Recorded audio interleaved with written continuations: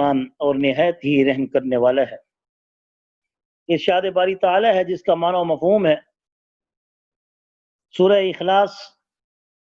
اس کے فضائل، اس کی منقبت اور اس کی فضیلت میں جو حدیث ہیں مختصر ان کا بیان کرنے کے بعد پھر سورہ لہب اس کا ذکر کریں گے۔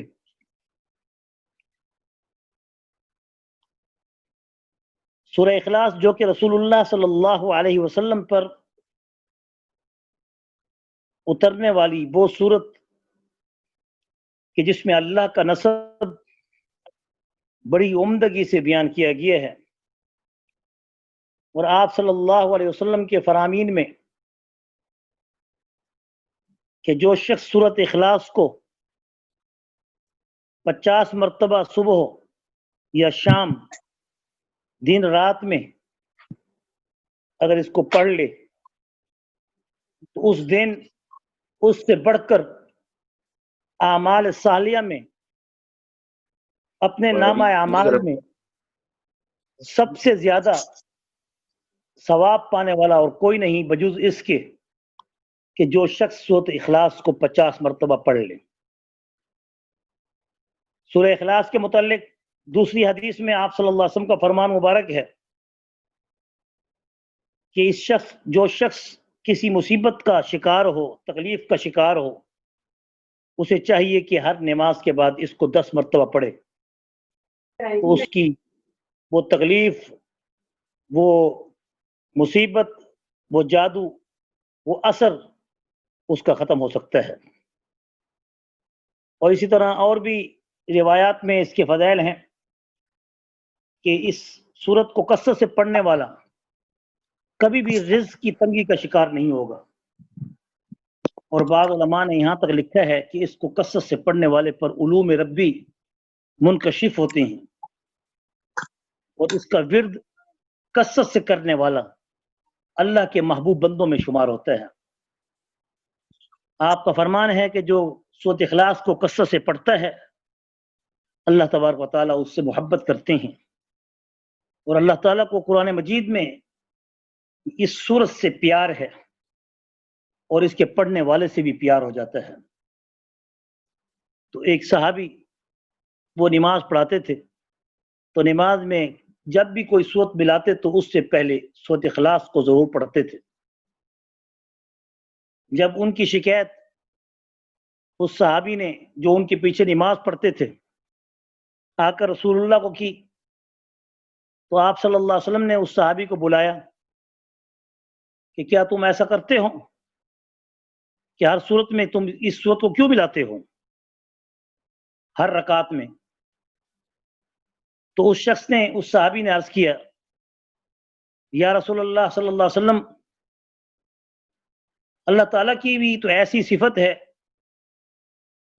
جو مجھے بہت پسند ہے،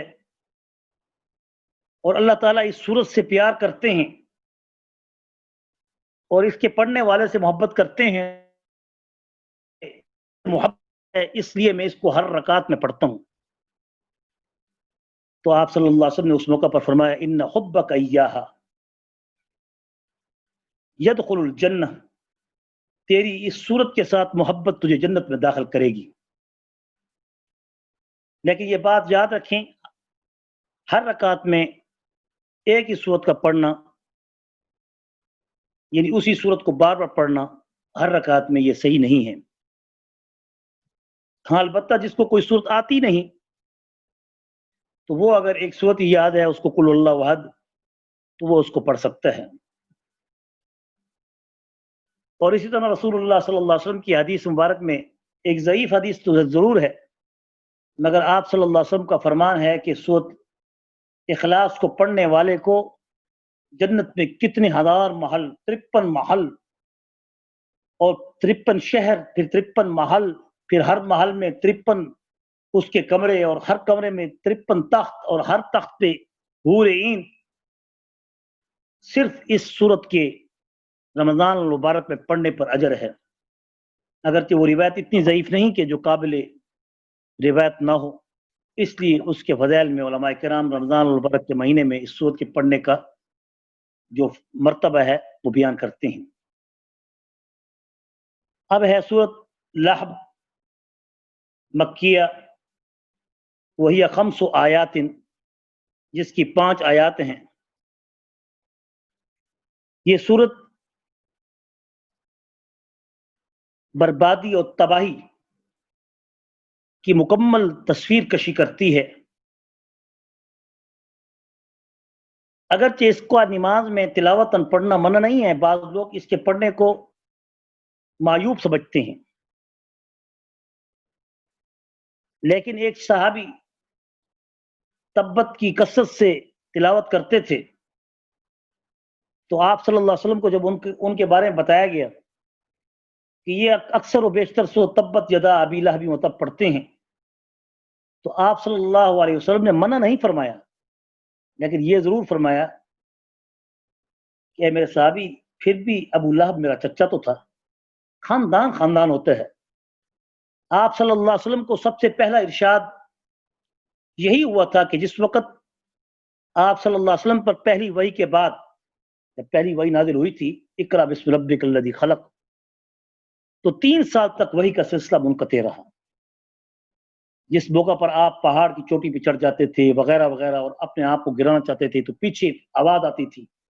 یا محمد اصبر، صبر کر، اللہ کا حکم ایسے ہے۔ آپ سے رہا نہیں جاتا تھا، کیونکہ وحی کی ایک نور تھا، وحی کا ایک اللہ کے ساتھ ملاقات کا براہ راست آپ کے ساتھ ایک کلام کا تعلق تھا۔ تو 3 سال تک آپ کو یہی کہا گیا، آپ خاموشی سے اللہ کی عبادت کریں۔ تو آپ صلی اللہ علیہ وسلم نے پہلی وحی کے بعد 3 سال تک خالص بس دعوت کی بجائے عبادت کی۔ پھر اس کے بعد سورۃ شعراء کی یہ آیت وَأَنذِرْ عَشِيرَتَكَ الْأَقْرَبِينَ یہ نازل ہوئی، اس کے بعد نازل ہوئی کہ جس میں اللہ تعالیٰ نے رسول اللہ صلی اللہ علیہ وسلم سے کہا کہ اب اپنے قریبی رشتہ داروں کو ڈراؤ۔ پہلا حکم دعوت کا قریبی رشتہ دار ہیں، یہاں تک کہ آپ صلی اللہ علیہ وسلم نے، مسلم شریف کی حدیث ہے کہ آپ صلی اللہ علیہ وسلم نے سب سے پہلے اپنے خاندان کے اور بنی ہاشم اور بنی عبد المطلب اور خصوصی طور پر آپ نے اپنی پھوپھی اور بیٹی سیدہ فاطمہ رضی اللہ عنہما کو بٹھا کے خطاب کیا۔ تو معلوم ہوا کہ اس خطاب میں بھی عورتیں سب سے پہلے تھیں۔ آپ کے قریبی رشتہ داروں میں خطاب کی جو مستحق ہوئی وہ عورتیں تھیں۔ پھر آپ صلی اللہ علیہ وسلم کو اب حکم ہوا کہ اب آپ نے یہ دعوت جو اپنے قریبی رشتہ داروں میں دے دی، اب اپنے قبیلے والوں کو کھل کے اب دعوت دو، ورنہ 3 سال تک آپ کو کھل کے دعوت دینے کی اجازت نہیں تھی۔ دار ارقم میں آپ چھپ کے عبادت کرتے تھے، اور اس میں بیٹھ کر جو صفا کی چوٹی ہے اس کے نیچے جو پہاڑی ہے آج بھی موجود ہے۔ کوئی چیزیں سعودی گورنمنٹ نے ختم نہیں کی، لیکن اس میں جہاں کہیں شرک کا، بدعات کا خطرہ تھا، اس پر پابندیاں لگائی ہیں۔ بہرحال ان کو پھر بھی چاہیے تھا کہ ان زیارات پر یعنی بالکل ان کی جگہیں بالکل ختم نہ کی جاتی، اور ان کے وہ جہاں جہاں واقعات، جہاں جہاں وہ چیزیں موجود ہیں، وہ مقامات موجود ہیں، ان پر سیکورٹی مختص کی جاتی اور ان چیزوں کی، ان جگہوں کی حفاظت کی جاتی۔ تو آج بھی وہاں شیشے کا فریم ہے نیچے، جہاں پر وہ دار ارقم کی وہ گھاٹی ہے، جہاں پر حضور اکرم صلی اللہ علیہ وسلم بیٹھ کے امت کو یعنی آپس میں بیٹھ کے دین کی تبلیغ کرتے تھے، اور کھلے عام نہیں کرتے تھے، اور وہاں عبادت کرتے تھے۔ تو جب آپ کو حکم ہوا کہ آپ نکل آؤ، اب دار ارقم کی اس غار سے، پہاڑی سے نکل کر صفا کی چوٹی پہ کھڑے ہو جاؤ، اور صفا کی چوٹی پر جب رسول اللہ صلی اللہ علیہ وسلم آئے، اور اس وقت عرب کا یہ دستور تھا کہ جب کوئی سخت خطرہ درپیش ہوتا تو یا دشمن حملہ آور ہوتا تو وہ آ کر پہاڑ کی چوٹی پہ کھڑے ہو کر یا صباح یا صباحا یا صباحا یہ الفاظ کستے تھے۔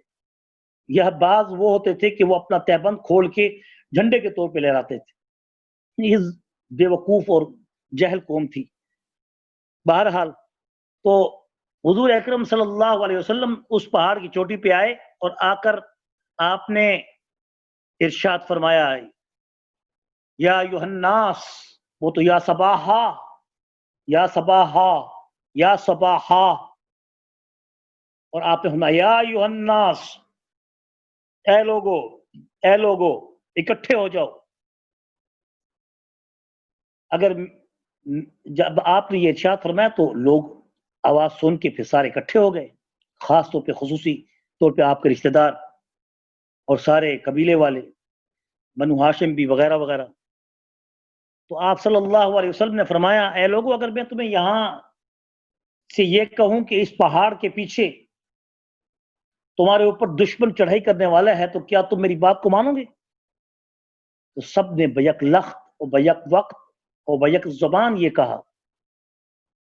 کوئی تامل اور تعمق اور کسی قسم کی تاخر کے کیے بغیر فوراً یہ کہا صدقت یا محمد، تو سچا ہے، صادق والامین ہے، تو اس سے جھوٹ کا احتمال نہیں ہو سکتا۔ 40 سال جس کی زندگی کا ایک لمحہ بھی کوئی انگلی اٹھا کر اعتراض نہ کرے تو اس سے بڑھ کر اور کون سی بڑی صداقت ہوگی حضور کے بات کرنے میں اور کہنے میں صداقت کی۔ سب نے بیک زبان ہو کے کہا کہ آپ کبھی جھوٹ نہیں بول سکتے۔ ما جربنا علیک کذبا، ما جربنا علیک کذبا، ہم نے آپ پر جھوٹ کا کبھی تجربہ ہی نہیں کیا۔ اللہ اکبر، آپ ایسے مجرب سچے ہیں کہ جھوٹ کا تجربہ بھی آپ پر نہیں ہو سکتا۔ اللہ اکبر۔ لیکن وہ قوم قسمت کی ذلیل تھی اور بدقسمت تھی کہ جب آپ صلی اللہ علیہ وسلم نے فرمایا یا ایھا الناس، تو اب اے لوگوں میری بات سنو، قولو کہہ دو، لا الہ الا اللہ، کہ اللہ کے ساتھ کوئی شریک نہیں، اس کی ذات میں کوئی شریک نہیں، اس کی عبادت میں کوئی شریک نہیں، اس کی صفات میں کوئی شریک نہیں، اس کی تصرف و قوت میں کوئی شریک نہیں، کہو سارے، تو اس کے بعد تم کامیاب ہو جاؤ گے۔ تو اس موقع پر ابو لہب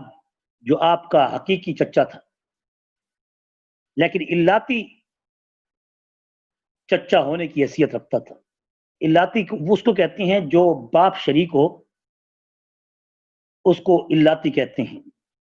اور خیفی اس کو کہتے ہیں جو ماں شریک ہو، کیونکہ سیدنا عبداللہ کے جو والد تھے عبد المطلب تھے، اور ابو لہب کے بھی جو والد تھے وہ بھی عبد المطلب تھے، لیکن عبد المطلب کی پہلی بھی ایک بیوی تھی جس میں عبداللہ پیدا ہوئے، اور دوسری بیوی سے یعنی حضرت یعنی وہی ابو لہب پیدا ہوا، اور اسی طرح عبداللہ جو حضور اکرم صلی اللہ علیہ وسلم کے والد تھے وہ حضرت امیر حمزہ کے ساتھ وہ عینی یعنی بھائی تھے، ماں باپ دونوں شریک تھے، لیکن ابو لہب جو تھا حضرت عبداللہ کا الاتی بھائی تھا، یعنی باپ شریک بھائی تھا، خیفی بھائی نہیں تھا، یعنی عینی بھائی نہیں تھا، ماں باپ دونوں شریک نہیں تھے، باپ ایک تھا، مائیں جدا جدا تھی۔ تو بہرحال حضور اکرم صلی اللہ علیہ وسلم پہ سب سے پہلے ابو لہب نے فکرہ کسا اور اس کے بعد اپنے ہاتھ کو جھٹکا دیا، ان للہ، جیسے ہم غصے میں آتے ہیں چل دفع کرو، پرے کرو، ایسا خبیث صفت انسان کہ اپنے ہاتھوں کو جھٹکا دیا۔ یہ بات تھی الہذا جماعتنا، کہ اے محمد تبلک یا محمد، نعوذ باللہ من ذالک، اپنے ہاتھ جھٹکتے ہوئے کہا کہ تیرے ہاتھ برباد ہوں، نعوذ باللہ من ذالک۔ یہ ایک جملہ تھا جس کے معنی ہوتے ہیں کہ تو برباد ہو جا، ہاتھ برباد ہونے سے مراد کیا ہے؟ تو برباد ہو جا، اور ہاتھوں کو جھٹکا دیا۔ اللہ تعالیٰ کو حضور کی ادنا توہین بھی برداشت نہیں ہو سکتی۔ اللہ تعالیٰ اپنے یعنی متہن کو اور توہین کرنے والے کو تو معاف کر سکتے ہیں، چھوٹ دے سکتے ہیں، مگر محبوب کریم محمد عربی صلی اللہ علیہ وسلم کی ادنا گستاخی بھی اللہ تعالیٰ دنیا میں بھی اس بندے کو ذلیل و رسوا کر دیتے ہیں اور تباہ کر دیتے ہیں۔ اس نے جب یہ لفظ کے الہذا جماعتنا، کہ کیا آپ نے ہمیں اس لیے جمع کیا تھا، ہلاک ہوں تیرے ہاتھ، نعوذ باللہ من ذالک، پھر وہ گالیاں دیتا ہوا برا بھلا کہتا ہوا وہاں سے دفع ہو گیا، چلا گیا۔ یہ بخاری شریف کی حدیث ہے۔ اللہ تعالیٰ کو یہ جملے اس کے پسند نہ آئے، فوراً یہ آیات نازل کر دی، تبت یدا ابی لہب وتب، برباد ہوں ہاتھ دونوں، اس نے تو ایک ہاتھ کی بات کی، تب اللہ کا یا محمد، اسے تو یوں کہا، اللہ تعالیٰ نے کہا تیرے دونوں ہاتھ تباہ و برباد ہوں اے ابو لہب، وتب صرف برباد ہوں نہیں، تو ہو گیا، وتبا کا معنی ہو گیا، ماضی کا صیغہ ہے، تبت ہوں تیرے ہاتھ تباہ، دونوں یدا یدان سے ہے، اس کے اندر ہوا ہے، اضافت ہو رہی ہے ابھی سے، اس لیے یدا کی الف اگر نہیں پڑھو گے تو معنی واحد کا ہو جائے گا، سنگولر ہو جائے گا، اور تسنیہ کا معنی ہے اس کے اندر یدا، تھوڑا لمبا کرنا پڑے گا، ابی لہب وتب، ابو لہب تیرے ہاتھ برباد ہوں، تو میرے محبوب کے ہاتھوں کی بات کرتا ہے، وتب برباد ہوں نہیں، ہو چکے ہیں تیرے بعد، اب ہو گیا تیرا فیصلہ تیری تباہی کا، ما اغنا عنہ مالہ وما کسب، کیونکہ وہ ابو لہب جو تھا وہ بیٹے رکھتا تھا، اس کی اولاد بھی تھی عتبہ عتیبہ، عتبہ عتیبہ یہ دونوں حضور اکرم صلی اللہ علیہ وسلم کی دونوں بیٹیاں، کلثوم ام کلثوم اور دوسری بیٹی جو تھی میرے ذہن میں اب ان کا نام نہیں آ رہا، ان دونوں پر نکاح میں دی ہوئی تھی، یعنی آپ صلی اللہ علیہ وسلم نے قبل دونوں بیٹوں کا صرف منگنی یا جس کو ہم کہتے ہیں نا انگیجمنٹ نہیں، بلکہ نکاح جو حضرت عثمان رضی اللہ عنہ کے عقد میں پھر بعد میں آئیں، کتنے خوش نصیب ہیں عثمان کہ جہاں چچا نے ان دو بیٹیوں کو ابو اپنے بیٹوں سے کہہ کر کہ اب ہمارا سلسلہ نہیں چل سکتا کیونکہ یہ نبی ہمارے بتوں کو جھٹلاتا ہے، عتبہ عتیبہ کو اس نے زبردستی کہا کہ ان دونوں کو فارغ کر دو، طلاق دے دو، تو اس عتبہ جو بڑا بیٹا تھا ابو لہب کا، وہ بڑا بدبخت تھا، اس نے صرف طلاق نہیں دی بلکہ حضور کی ایک بیٹی کے منہ پر تھوک بھی دی، نعوذ باللہ من ذالک، الفاظ کہتے ہوئے دل لرز جاتا ہے۔ تو حضور اکرم صلی اللہ علیہ وسلم کو جب اس بات کی خبر پہنچی کہ عتبہ نے آپ کی بیٹی رقیہ کے ساتھ یہ حشر کیا ہے اور ام کلثوم کو عتیبہ نے طلاق دی ہے، دونوں نے طلاق دے دی ابو لہب کے کہنے پر، تو آپ صلی اللہ علیہ وسلم کے دل کو ٹھیس آئی، آخر انسان، اور پھر رسول اللہ کی لخت جگر، اور پھر آپ کی دو صاحبزادیاں، پھر نکاح ہو چکا تھا، پھر اس بدبخت نے نکاح کو توڑوا دیا، اور خاندان تھا، تو آپ کی زبان سے یک لخت اللہ کے حکم سے یہ الفاظ نکلے، کیونکہ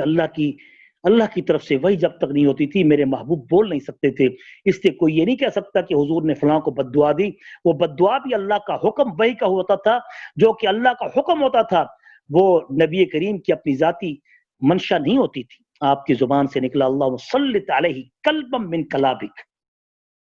اللہم صلت علیہ قلبا من کلابک، اے اللہ اب اپنے کتوں میں سے کسی کتے کو ان دو میں سے یعنی عتبہ پر آپ نے بد دعا دی، خاص طور پہ کیونکہ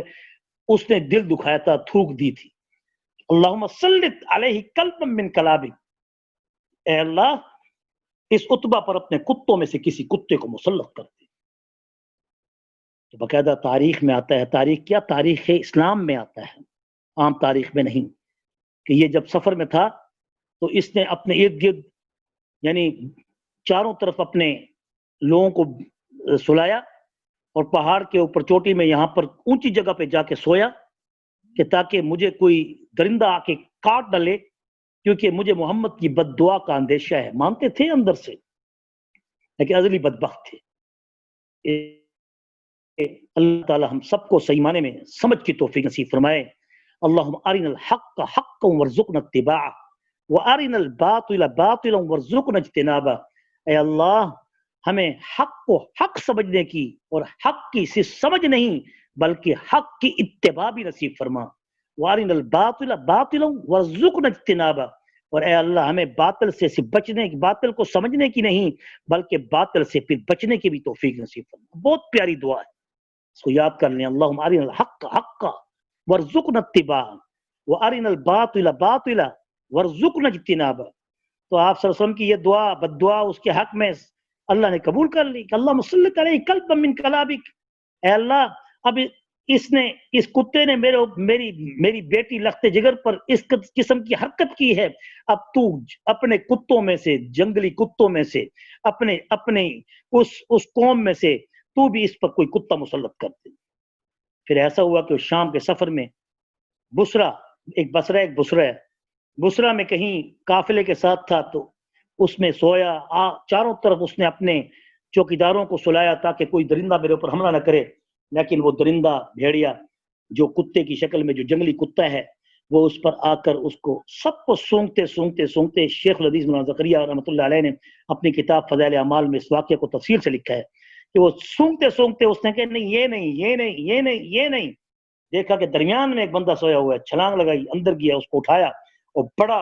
بھیڑیا تھا، لے کے گیا اور چیر پھاڑ کے اس کو جنم مار دیا۔ یہ ہے نبی کے دشمنوں اور نبی کے آل اور اصحاب کے دشمنوں کا انجام۔ اللہ تعالی ہم سب کے حال پہ رحم فرمائے۔ یہ ابو لہب جس کا اصل نام عبد العزہ تھا، اور یہ اس کو ابو لہب اس لیے کہتے تھے کہ اس کی رنگت سرخ و سفید تھی، سورج کی طرح چمکتا تھا، لیکن اللہ تعالیٰ کا نظام اور اللہ تعالیٰ کے کاموں میں اور اللہ کے علم میں کسی کو کیا دسترس حاصل ہے کہ ایک ابو حکم تھا، حکم جو حکمتوں کا باپ تھا،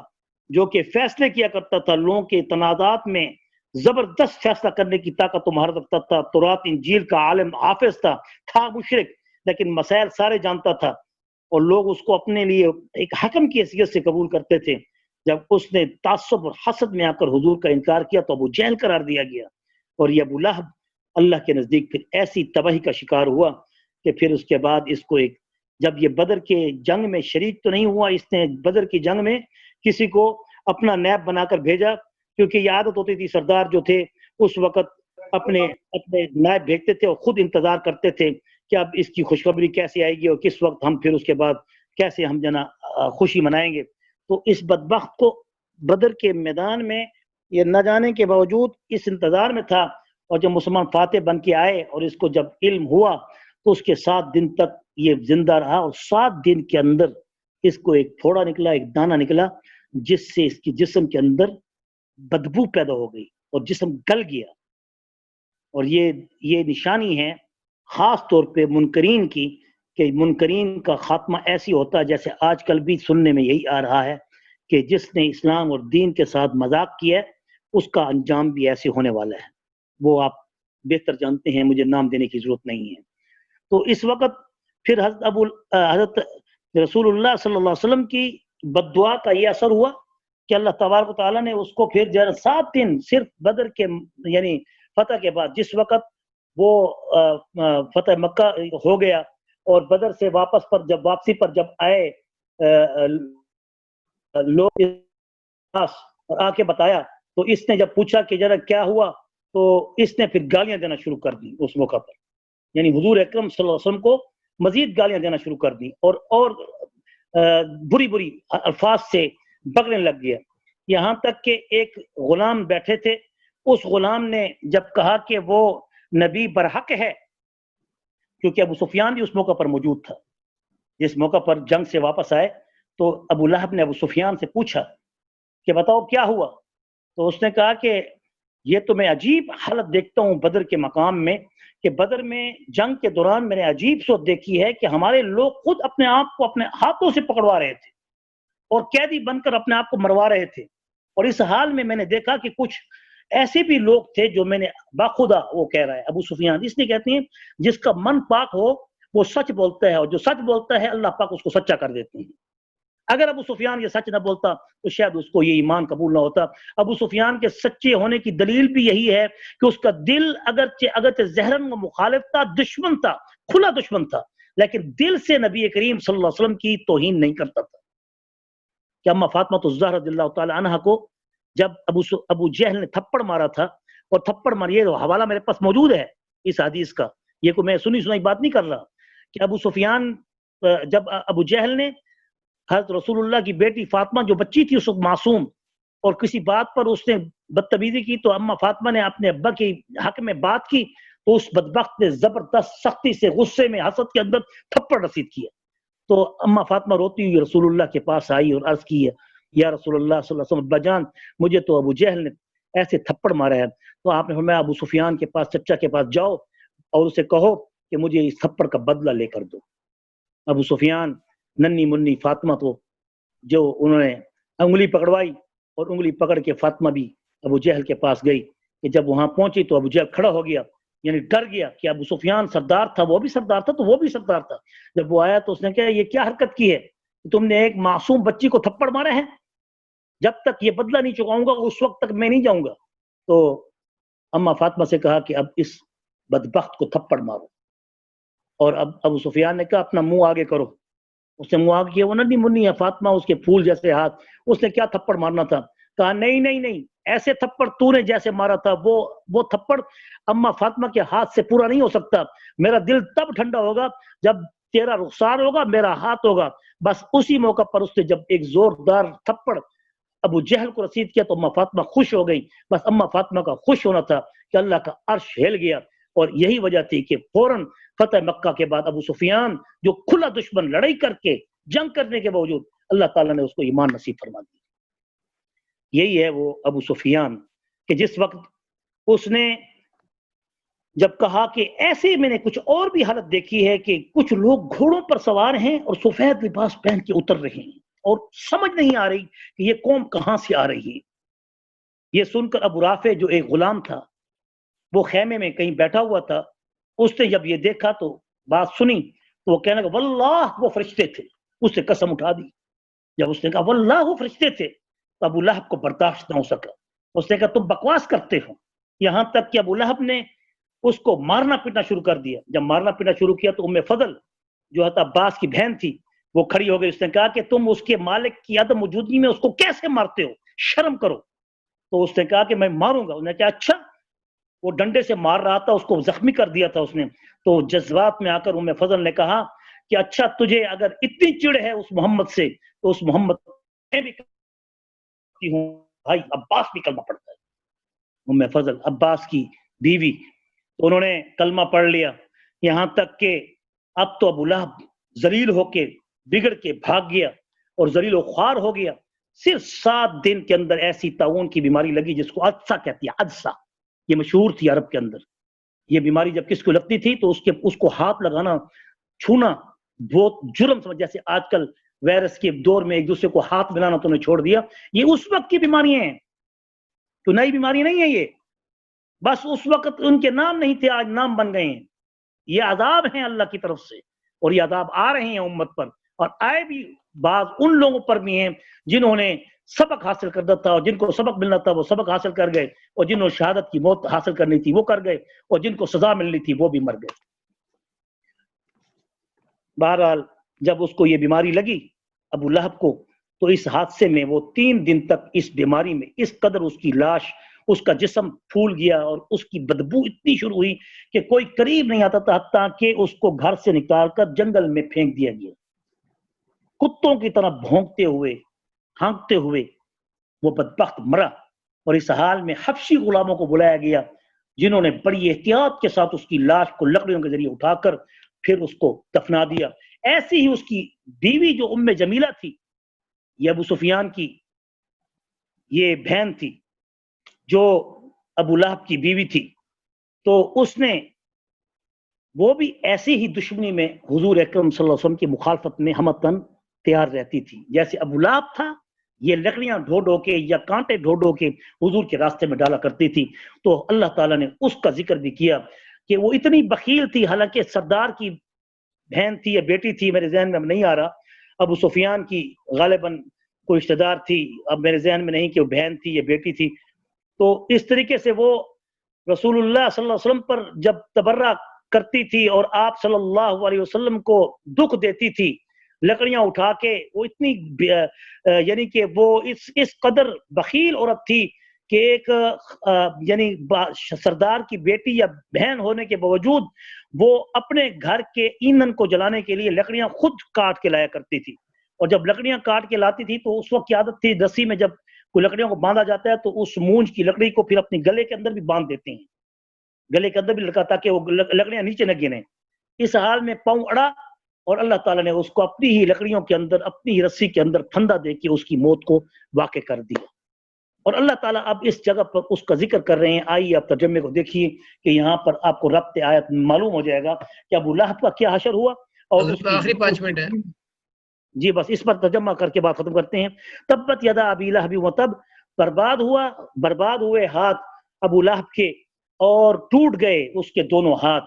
یعنی کہ برباد ہوا، وتب اور ہلاک ہو گیا، ما اغنا عنہ مال ہوا ما کسب، اور نہ اس کو غنی کر سکا، اغنا منی غنی کرنا، عنہ اس کو، اس سے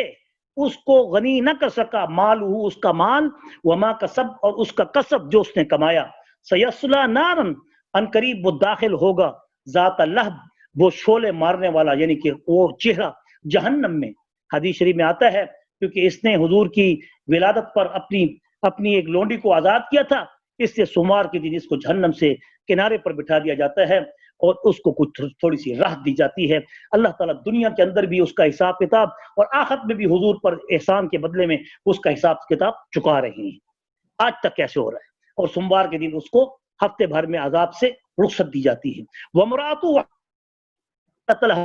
اور بیوی تھی یعنی ام جمیلہ، وہ کون کیا کرتی تھی، حمال کہتے ہیں حمل سے، حمل کے معنی اٹھانا، حمل یعنی کہ حاملہ ہے، یہ عورت حاملہ ہے، اس کے بچے اٹھایا ہوا ہے۔ حمالہ تلحطب جو لکڑیوں کو اٹھاتی تھی، ایندھن کو اٹھاتی تھی، فی جیدہا حبل من مسد اس کی گردن میں حبل تھی، حبل کی معنی رسی، من مسد مونج کی، کھجور کی جو بنی ہوئی ہوتی ہے نا، اس کو مونج کی یا کھجور کی رسی کہتے ہیں۔ اس رسی کو اس نے اس لکڑیوں کے اندر باندھا ہوا تھا۔ اب اللہ تعالیٰ فرما رہے ہیں کہ وہ اس کی عورت اس حال میں لکڑیاں اٹھانے والی اور اپنی گردن میں اس رسی کو لٹکانے والی اور اس مونج کی رسی سے اپنے لکڑیوں کو اٹھانے والی، جہنم میں بھی اس طرح لکڑیاں ڈھو رہی ہے جس طرح کانٹے ڈھو ڈھو کر رسول اللہ کے راستے میں رکھا کرتی تھی۔ اللہ تعالیٰ ہم سب کو اس شر سے اور ان تمام شرور سے اللہ تعالیٰ ہم سب کی حفاظت فرمائے، اور اللہ تعالیٰ ہمارے دین کی، ایمان کی بھی حفاظت فرمائے۔ وآخر دعوانا الحمدللہ رب العالمین۔